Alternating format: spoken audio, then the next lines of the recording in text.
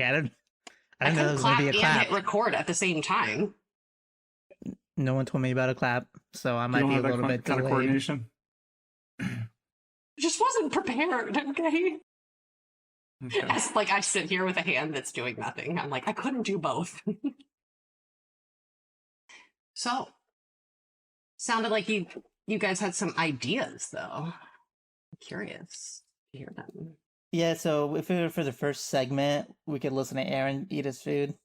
Okay, yeah, sure. So sure. I figured that'd be I a like good that. start. It's very delicious, Kyle. Segment Thank you. 2, I just Yes. like lower and raise the thermostat Yeah. in the Whoa. so there's The heat is on. Mhm. We're heating up the incubator tonight. Okay. And we're going beyond the petri This dish. week, beyond the culture, Mhm. beyond the petri dish, with Kyle McGee and Heather. No last name, because she's that cool. Heather Lynn. Are you guys ready? Are you Yeah, ready for the screwing us. beyond? I am. I'm ready. In 3, 2, 1.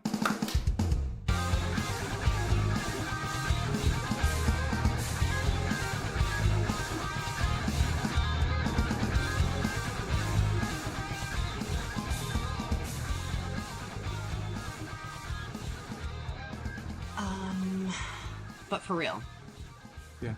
what do you guys want to talk about? So yeah, I mean, I had things on the agenda. I was telling the guys last time that I have. Oh, I guess he's not a mutual friend, but I have a friend that got a Legionella from a man-made hot springs, or hot spring. I guess that's singular. In Colorado. But that was pretty interesting.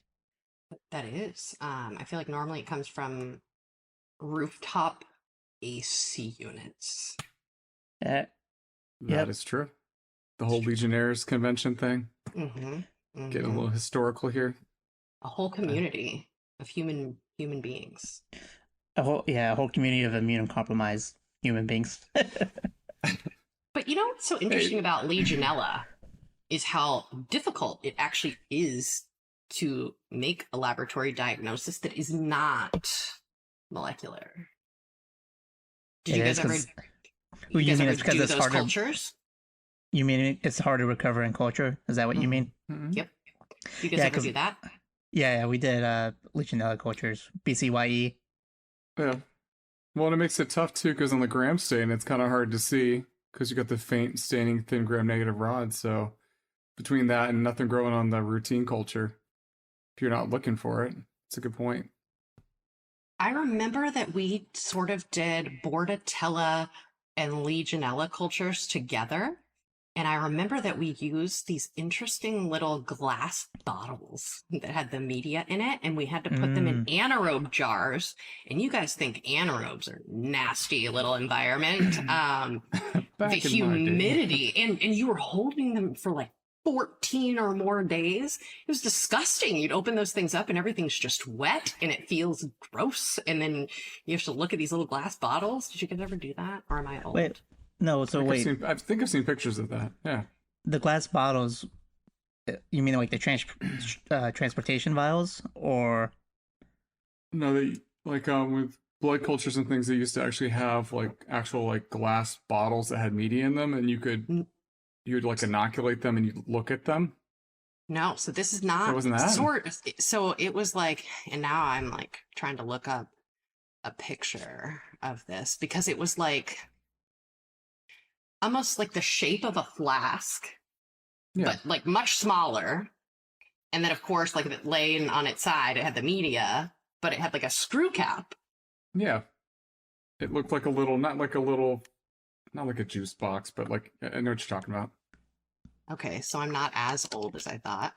No, I've seen them in textbooks, but I always thought they were transportation vials. Oh no, Good. those suckers. And of course, oh, found one. Now I'm gonna have to just share it with you guys real quick to make sure we're all on the same page. Can you see that? I do. Yes, that's exactly what I was picturing. Mm-hmm.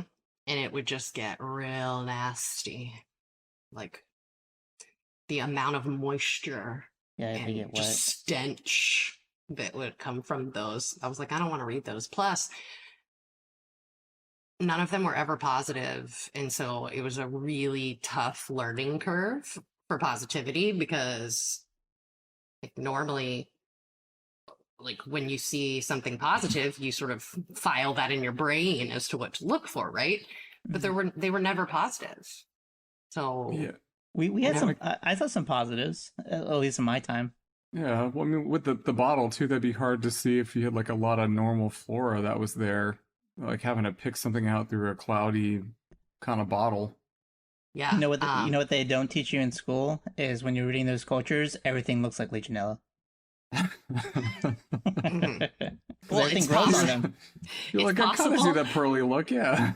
It's possible that maybe I never saw any positives because I didn't know what a positives look like. I'm like, seems negative to me. Okay. Okay, so based off the bottle, did you do the DFA, the direct fluorescent, and like the actual like stain? No, because this was, hold on, I'm gonna really age myself here, guys. This Before was fluorescent microscopes? so I'm pretty sure we had fluorescent microscopes, but like there was never anything that looked worthy of investigating Picking. further, I guess. But this would have been okay, hold on. Oh my god. 15 years? 15 years ago. Let's see. I would just gram stain everything. And if it was gram negative rods, I would just throw it to MALDI. There was no MALDI I know. in You this lab. Back in our you guys have been days. in this a lot longer than me. And It I was wasn't a mass unwilling- spec machine. I was unwilling to open that stinky little jar to investigate further. Yeah, we used to have to make our own decolorizer, Kyle. Didn't Hey, come we still do pre-made. that. 15 miles to go pick it up. Well, I remember for the longest time, Danielle would make the decolorizer, and then when she retired, other people had to start making it. Wait a minute, making it? So we Yeah. used, like, our It's a 50-50, what, 50-50 acetone alcohol mix? Mm-hmm. supervisor would just, like, stop at Walgreens and buy a bottle of acetone and put it in the bottle and just put it in the row with all the rest of the reagents to save on cost. It's probably Seems why legit. probably why I'm like still Like, I don't know. uncomfortable with my gram stain competency. Aaron's quality flags are going crazy right now. Hearing know. that. Danger, danger. I know. That's exactly Has what I that was been thinking. QC'd organisms? Yeah, no, for Legionella, for a little bit when I first started working, we used like the DFA on the scope. The only problem with that was you could mix up Pseudomonas with Legionella. They both fluoresced. So that was kind of fun. And then, did you guys ever use the Bionex cards? The For urinary Legionella? antigen one. Mm-hmm. Yeah. Sweet. Not at the lab that I have been talking about this whole time. But yes,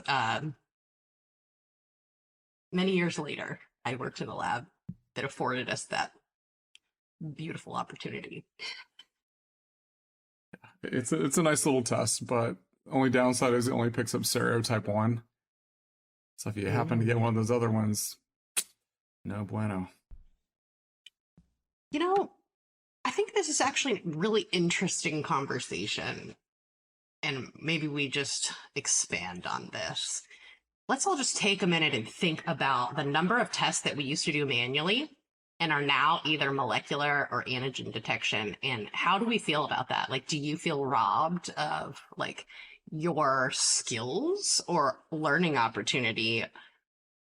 And if so, does the accuracy or even specificity and sensitivity of those tests outweigh that feeling of being robbed of that opportunity to like learn how to do something the traditional way?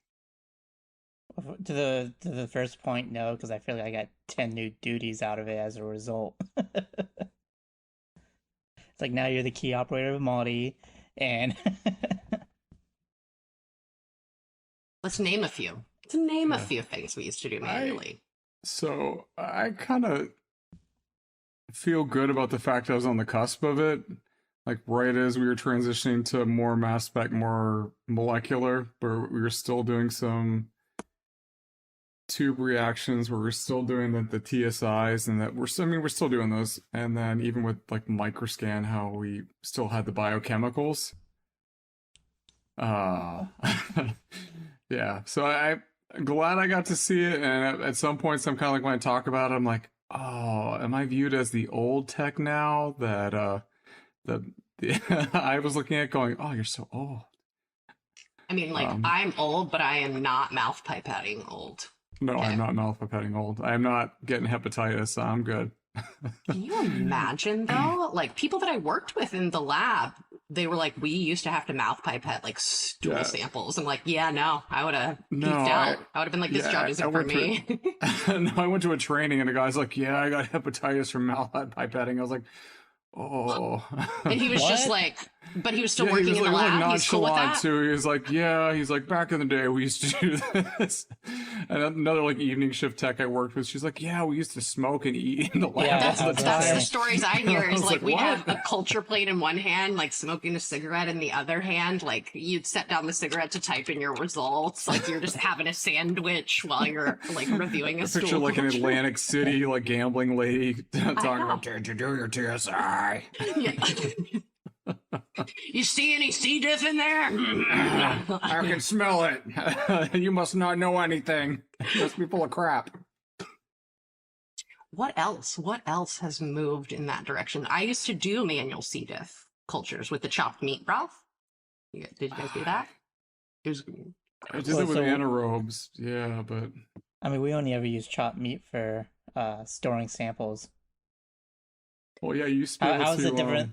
How is it different for culture?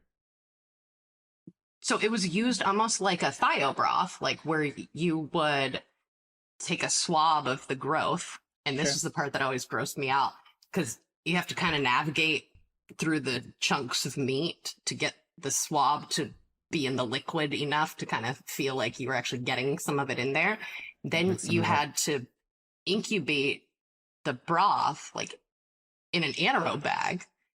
And then there was, and I don't even remember all the details, but I remember you would take the chopped meat broth and see if it would fluoresce, like in a dark room with a fluorescent light. And that's how What?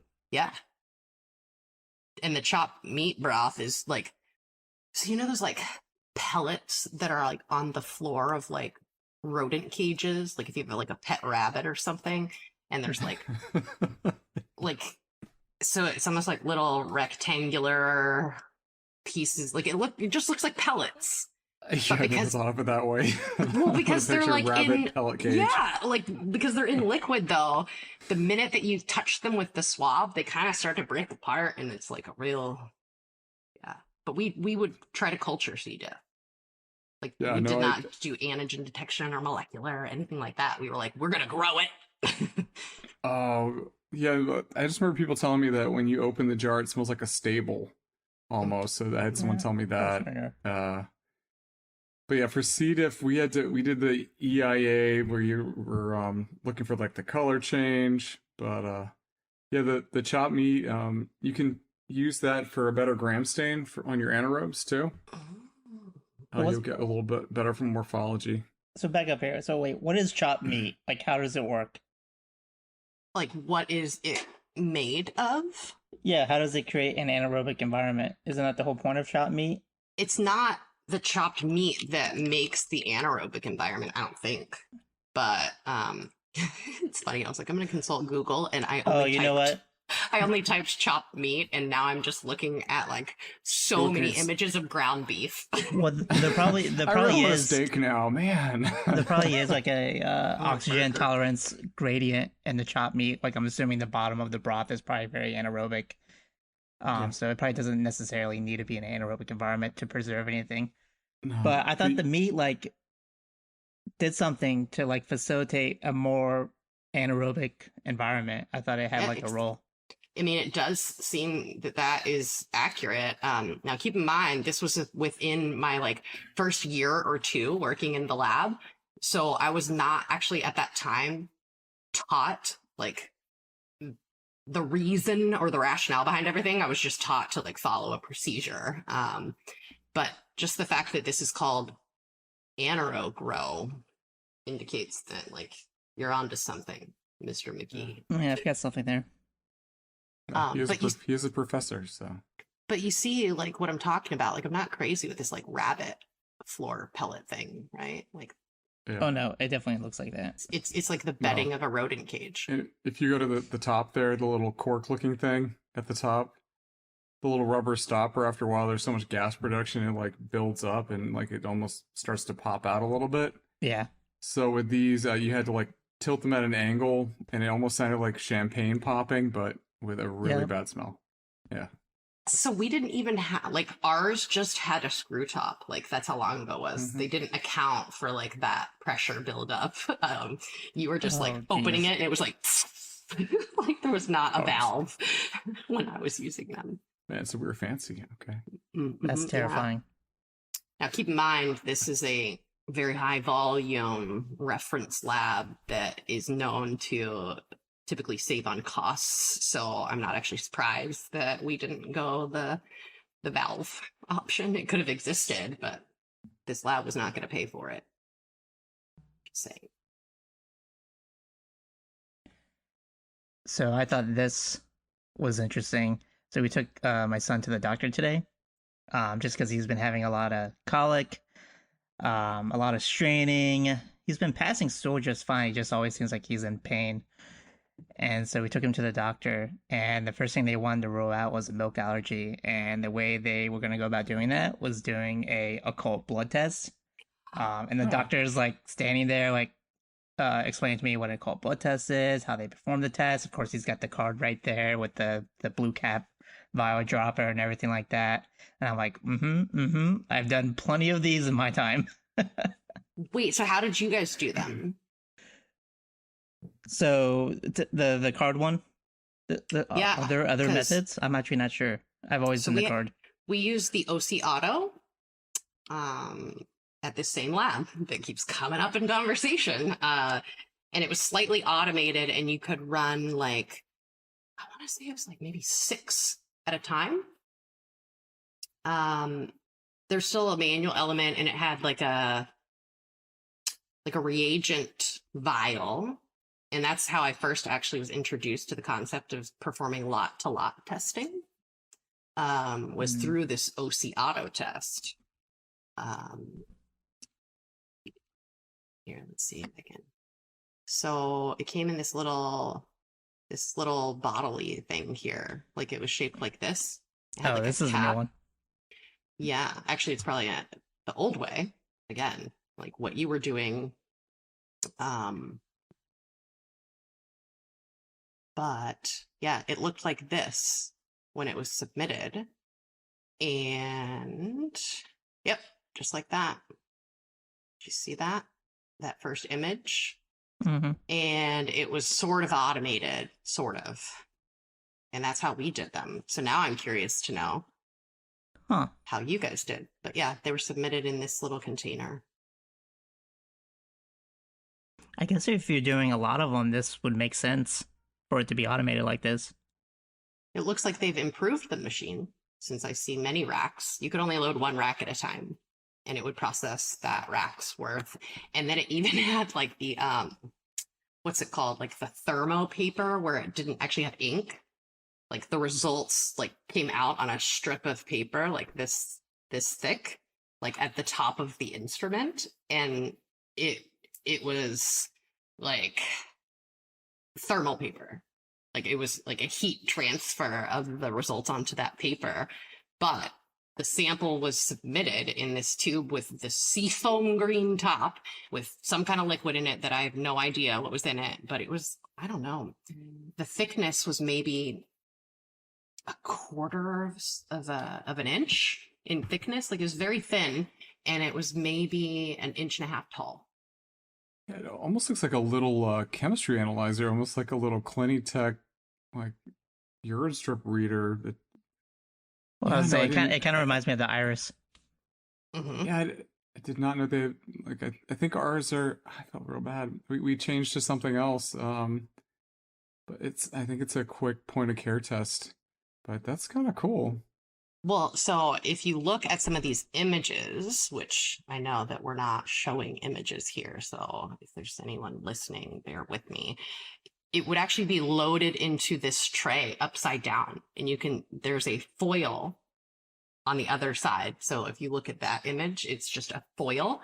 And part of what the instrument did was it punctured through the foil to get to the sample that was stool suspended in the liquid that comes in this like little container thing. But the problem with that is that typically we would request that they would submit additional stool, because once you pierce that foil pouch, if it's like an invalid test or the machine faults or something, then like it's one and done. But it was not terribly uncommon for us to have to take a new one of these little sample submission devices, this like little guy with a seafoam green top, and we would have to take the extra stool, and the little top, the seafoam green top, has a stick attached to it. And so you'd have to dig into the stool sample to get more and like re-inoculate the stool sample if it was like an invalid test or it faulted for whatever reason. And it was interesting, and they were so gross when they would arrive, like, because the whole outside was like covered. How are we always talking about poop on this? Yeah, it had to be. It had to be a lot, because to actually justify buying the instrument, I'm sure you were doing hundreds, a whole lot of these. Yeah, and we batched them.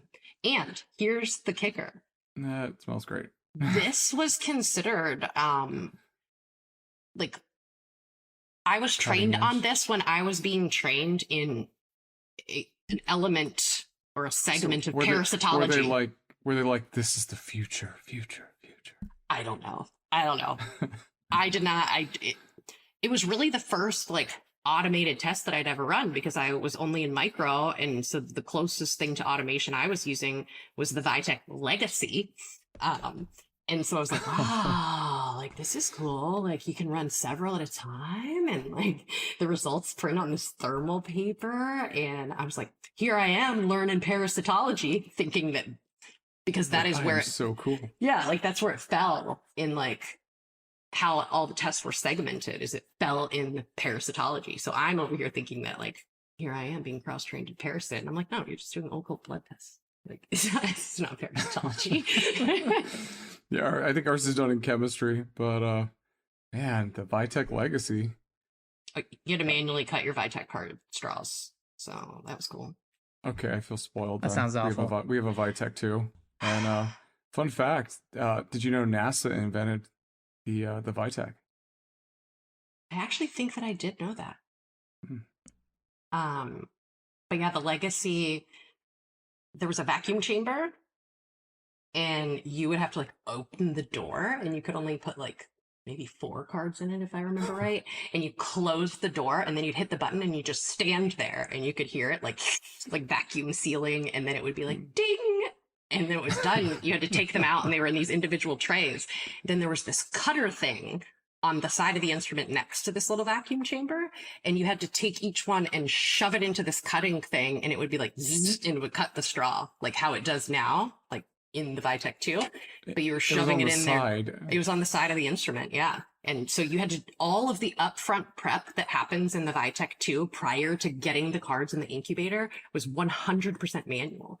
Like you even had to load the individual cards into the carousel and then put the carousel back into the instrument so that it could incubate. That's how old I am. Life. I don't know about that life. I'm Vitek Legacy old. That's how old I am. Yeah, I went from Microscan to Vitek, and I was like, oh, this is nice. You just put your suspensions on there, and it just takes it away. No. But wow, okay, that used to be a whole lot more man. Didn't you have to used to mark the cards too or something? I don't remember that much, but the Legacy, I mean, it really, really allowed me to very much appreciate automation. I was like, the Vitek 2, this is insane.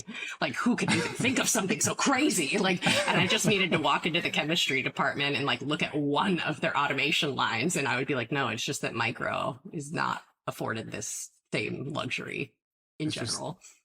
that far behind, yeah, because they look at us like we're crazy. We're like, everything's hooked up to automation, and they're like, oh, is this normal? But we're like, oh my gosh, look at it go. We have an identification. It's not taking 18 to 24 hours. But that's what I mean, going back full circle to like the change that we have even seen in our careers time, where everything used to be manual, like everything. And now these like this new generation of microbiologists is experiencing only automation, and I feel like we're kind of doing them a disservice, because if we put them in a classroom setting and said identify this with only these tools, they wouldn't be able to do it. And I think that we're actually robbing them of their ability to troubleshoot potentially erroneous results, because we're not teaching them what they need to look for that we all learned because we were forced to do things manually. Yeah, but we actually have that basic knowledge that it's kind of essential. So you're kind of right. It's just micro's not chemistry. It's not heme. It's you got to have that basic knowledge. And when we're moving towards these platforms, we're kind of losing it. We're kind of robbing them of that knowledge. Yeah. So what else? What else comes to mind for you guys when you think of things you used to do manually? I think of crypto and Giardia too. Trick is now a lateral flow, a little EIA going on, where we used to like get to look for something moving, which sounds really gross. That I'm like, God, I miss that. I miss seeing the STD in real environment.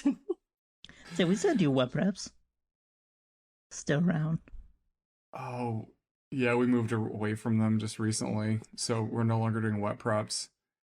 It's a molecular vaginalis panel now, so that's another good example.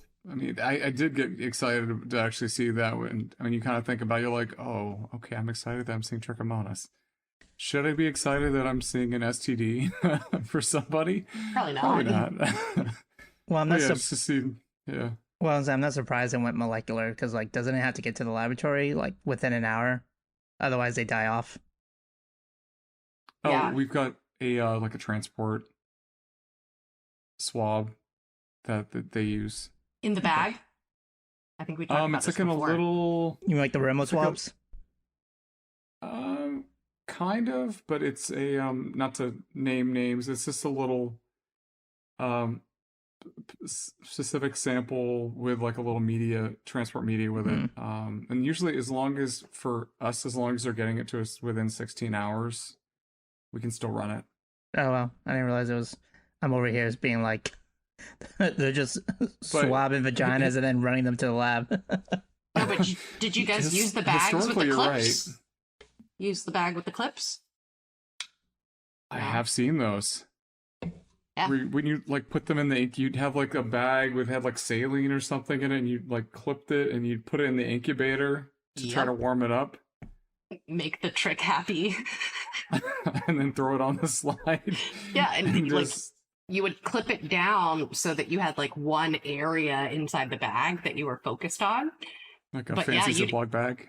You would incubate them overnight. Like it was this crazy, it was just a bag. And here I found a real good example here. So this bag system came with a clip that was about the size of a slide, and you would view these, I think 40x, and you would just clip a section of the bag and look for something swimming in there, and that was how we read tricks. What the heck? Where are you finding these things at? In the lab I used to work at. Yeah, there's like thing. From like a different like parallel universe of laboratory testing, because I have not seen any of these things. Well, that's probably because you worked in a prestigious hospital lab, and I worked for a place that was cost cutting was a little more important. She worked amongst the Amish. Is that what this is? This is cost cutting? Because this looks pretty cool. Amongst the Amish, yeah. She turned her butter. Then she looked for her trick in the bags. No, I've seen this before. It's not really. Haven't. Yes, I have. Right now. Forget how old I am. I've seen it all. Well, at least it feels like Aaron, you and I are together in our, like, we are trick clip old. But it's, but it sounds like you're not quite Vitek legacy manual card cutting old. I'm not. I've heard tales of the cutting of the Vitek. It's a legacy thing. I think I'm one of the spoiled lab techs because when I started working, we just got MALDI-TOF. So, dude, so you've had like MALDI your whole career, essentially? Yeah, essentially. Like I've That's never bonkers. I've never had to do a TSI. I've done some like NH panels and API strips, but for the most part, I've been pretty spoiled.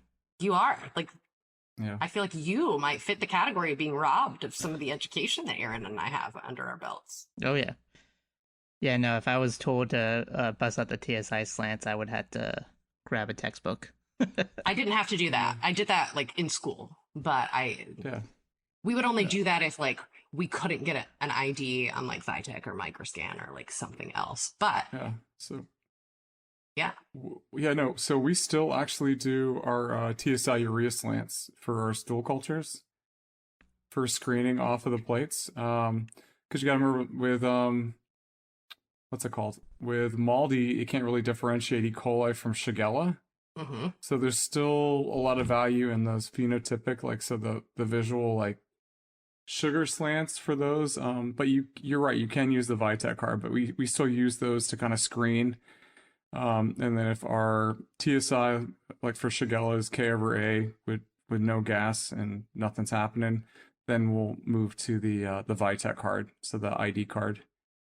And then even with our we still have ID cards for like NH cards for like Neisseria, gonorrhea, because like in pediatric patients you have to confirm it by 2 methods. So so we still have that, but MALDI's been a big shift, but yeah. So thanks to the stool bench, I'm still familiar with my TSIs.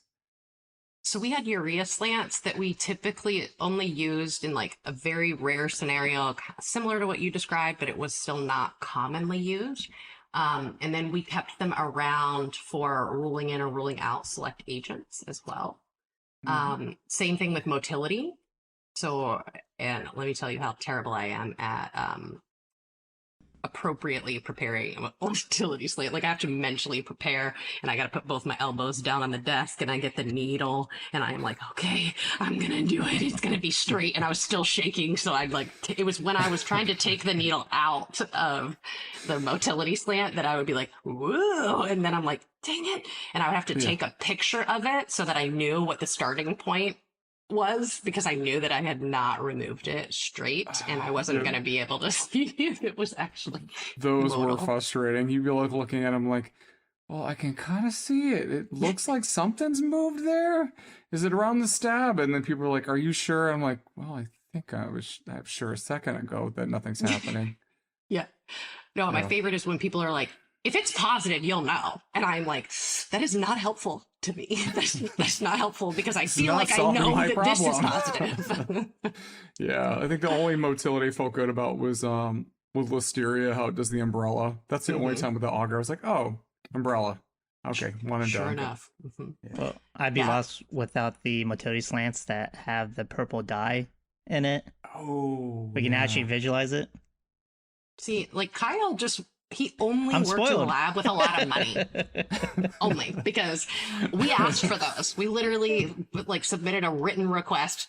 Hey, we all suck at appropriately preparing motility slants. So can we just get the ones with the dye? And they're like, no, that the cost increase associated with that and blah, blah, blah, blah, blah. I'm like, well, like you pay me almost nothing. So like, I feel like there's got to be spare money somewhere that like you're not using for my pay.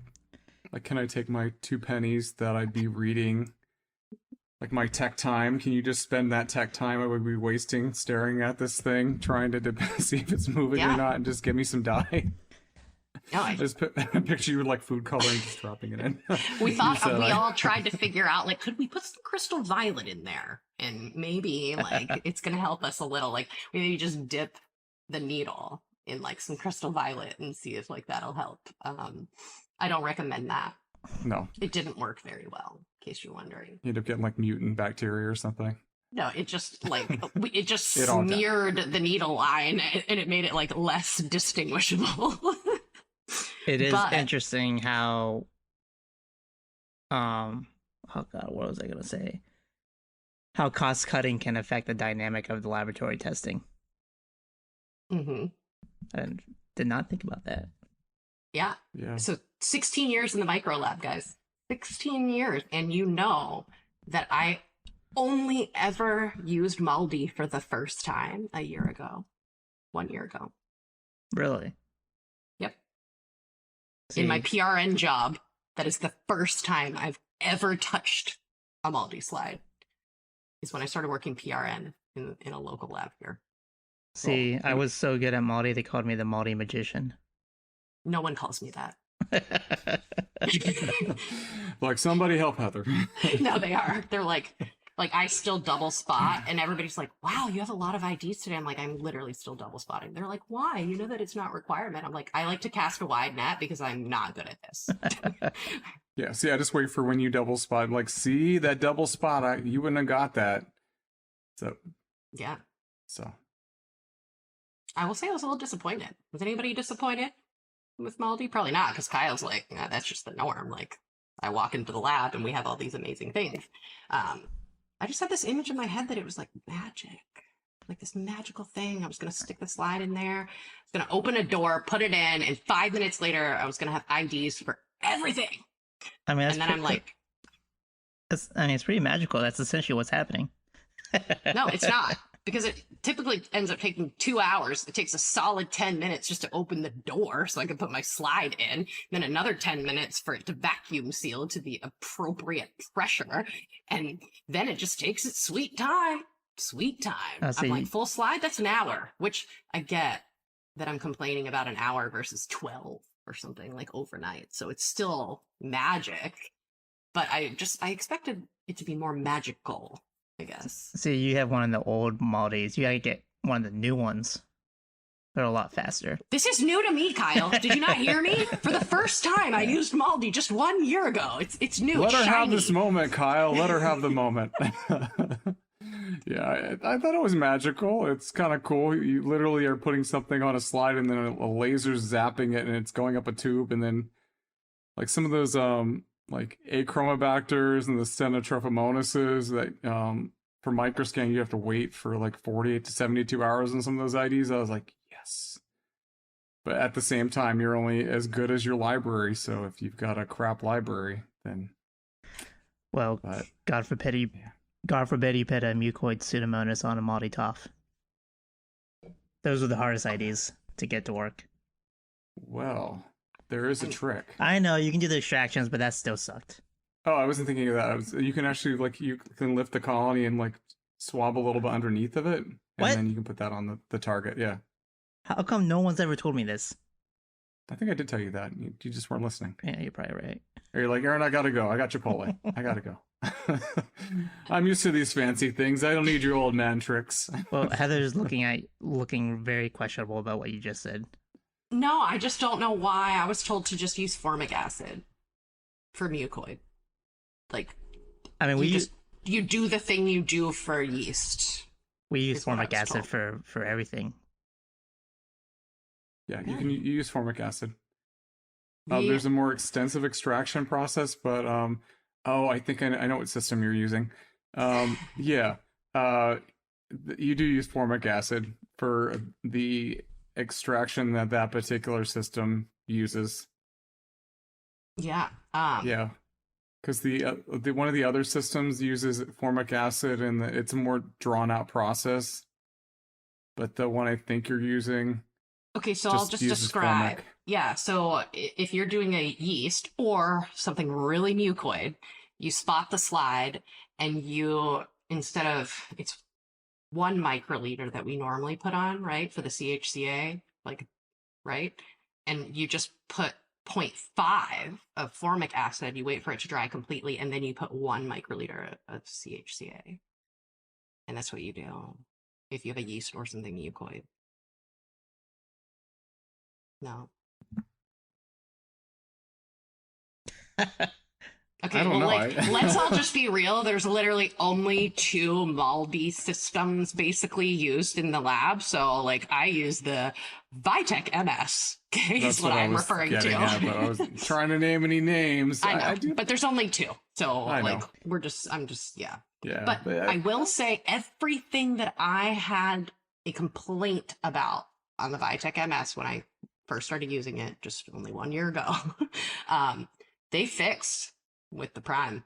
Like, do you know you just put the slide in a slot, man? You just walk up like it's a vending machine that you put $1 in. You don't even have to wait. No door opening, no depressurizing. I haven't used it. It's pretty cool. Oh, I have not used the fancy one. We Wow. still have the one where you have to open the door, but the cool thing with that is the hour is because you can load up to 4 slides, and then the disposable slide is actually kind of nice. But yeah, it can take some time to load. Well, and like you're locked out. Like somebody's selfish. They don't consult with the rest of the group. Is your slide ready? That door locks, and it's like, oh. It's like in slow motion. You're like, no, wait. I want to go to lunch. I have to load this. But the new version, they also covered that. That's why you just stick it in that slot, man. It can be doing its thing, and you can just load it. As far as I understand, like I said, I haven't used it, but I did ask for a demo at a recent trade show, and so that's you'll have to report back to us on it. Yeah, well, I also work for a cost-cutting lab as a PRN, so I wouldn't have high hopes for an update on my updated mass spec experience. Do you have any anti-advice or best practices to close us out? I do actually. So when I first started using MALDI, one of the reasons why it took me so long to become, an expert, which is certainly what I am now. No one would question that. There's this little alert that pops up when you don't get an ID, and it says, not enough peaks. Because if you went to a baker and you were like, there's not enough peaks, what would that baker do in response to that? Put more butter in, more batter. More. Not enough? More. So this alert was evidently happening because I was already spotting my slide a little too thick. And then it was like, not enough peaks. And I was like, more. It needs more. And so then I was like making them even thicker. And so then I was getting this alert even more than I was before because I was like, not enough. I need more. And I was very wrong. And this went on for several weekends because keep in mind, I only, work in the lab. And so then I was like, wait, when it says not enough peaks, it actually means less.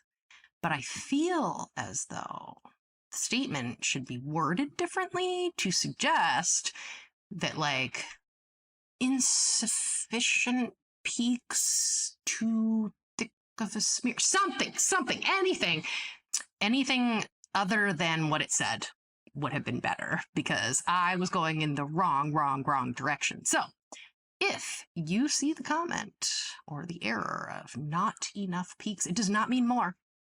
It actually means less. Less is more. Less is more when it comes to MALDI. Definitely piqued my interest there. Oh. Did it pique your interest enough times, Aaron? Or was there not enough It was peaks? not. It was sufficient enough for an identification. More.